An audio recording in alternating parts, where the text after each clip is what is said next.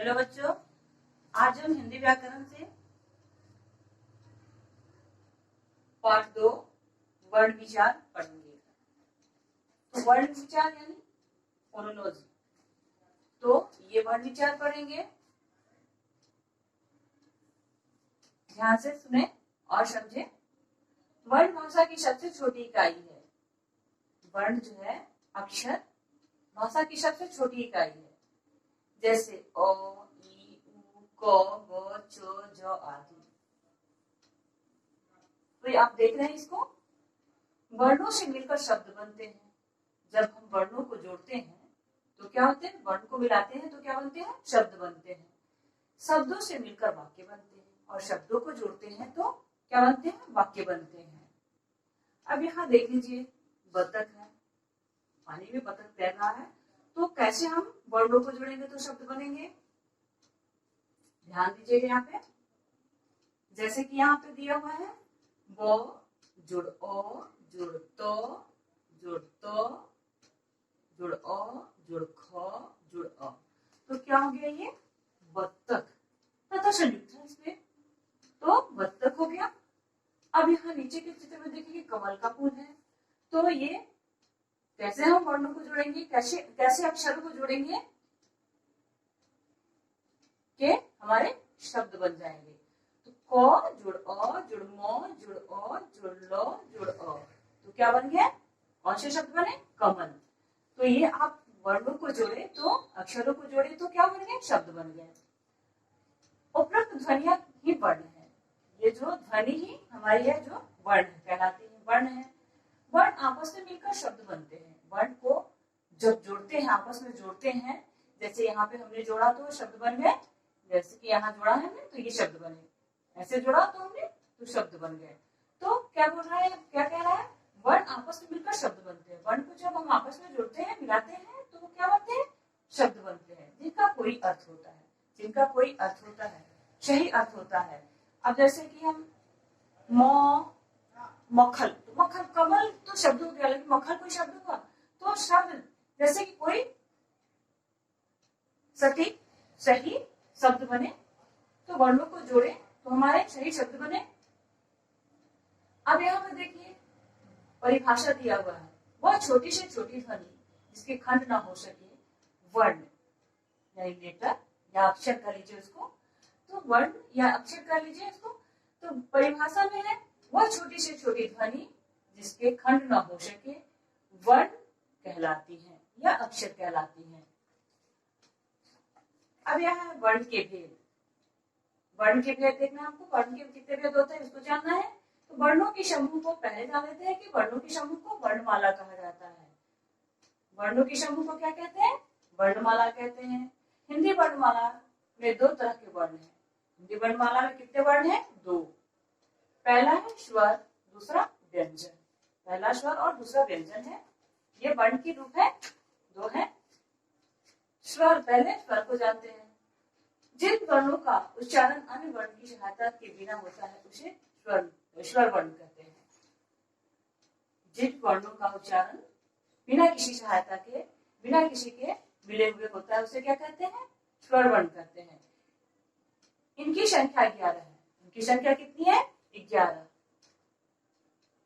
ये ध्वनियां स्वतंत्र है, इनमें किसी की सहायता लेनी नहीं पड़ती है।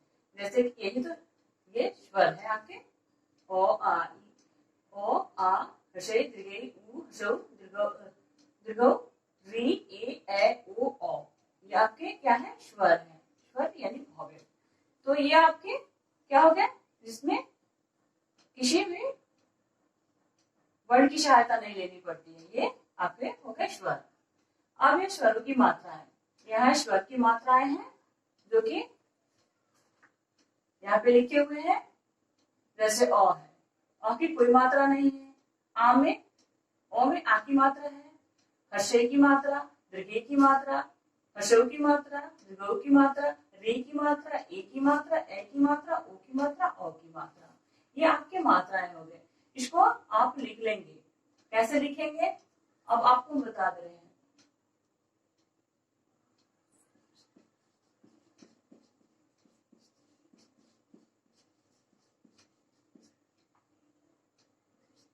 तो स्वरों की मात्राएं हो गए ये आपके। तो यहाँ पे लिखेंगे आप स्वर और मात्रा। तो ये आपके स्वर हो गए, ये मात्रा हो गए। तो स्वर में लिखेंगे ओ। आपको बता दे रहे उसी तरह से आप लिखेंगे। कोई मात्रा नहीं। अब आ की मात्रा हो गई आप में। हसी की मात्रा, तो हसी की मात्रा हो गया। दीर्घी की मात्रा, हर्षों की मात्रा,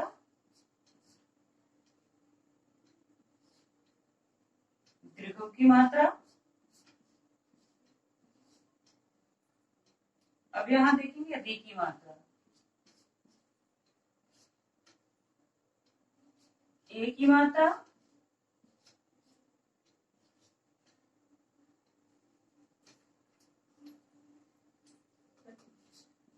ए की मात्रा,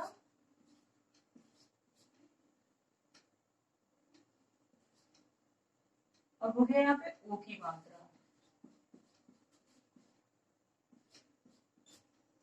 औ की मात्रा,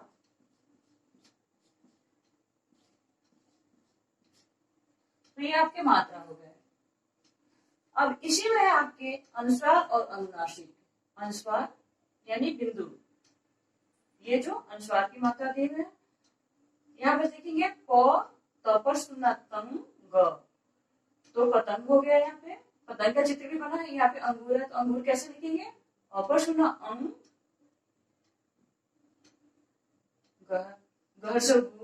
र, अंगूर हो गया ये।